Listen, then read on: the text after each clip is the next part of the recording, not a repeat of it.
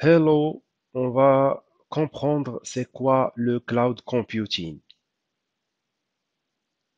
On va commencer par une définition du cloud. Le cloud computing, comme on voit, il y a plusieurs éléments qu'on retrouve sur le cloud, des applications, des bases de données, des applications mobiles, du stockage, des serveurs, bien sûr, plusieurs types de cloud.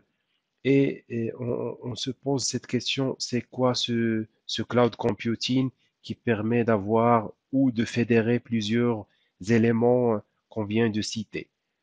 Eh bien, l'utilisation, c'est juste une location de ressources.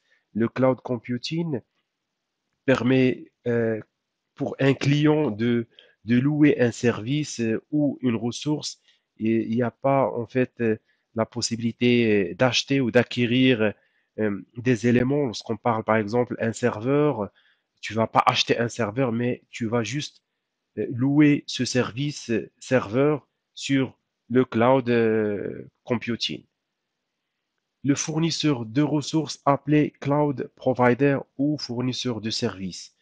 On retrouve bien sûr à l'échelle mondiale plusieurs cloud providers en passant par Microsoft, Google, Amazon et aussi il y a plusieurs cloud providers à l'échelle internationale comme Alibaba et d'autres. Le paiement à l'utilisation, vous aurez une facture mensuelle. Si je vous donne un exemple, c'est le fournisseur d'électricité chez vous. Il vous fournit un service d'électricité et vous recevez une facture mensuelle ce que vous avez consommé d'électricité. C'est exactement pareil comme le cloud provider. Il vous loue, c'est-à-dire des services et des ressources pendant une période et vous payez donc la consommation, combien tu as consommé de ce service ou de ces ressources mensuellement. Le cloud provider est responsable du matériel physique.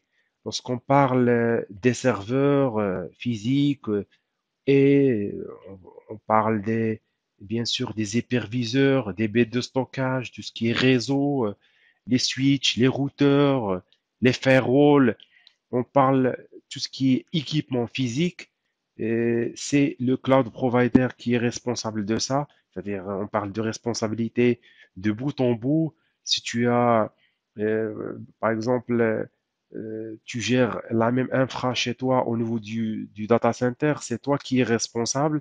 Et en fait, le cloud, c'est le cloud provider qui est responsable de tout ce qui est gestion, le maintien en conditions opérationnelles, les pannes, c'est le cloud provider qui est responsable de ça.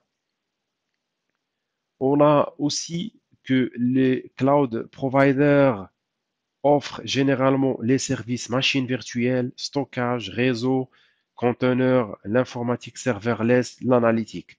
On retrouve ces services chez tous les cloud providers. Ils ont les mêmes services, sauf que parfois il y a juste les noms qui changent d'un cloud provider à un autre. Lorsque tu as Amazon, AWS, c'est pas pareil que Microsoft.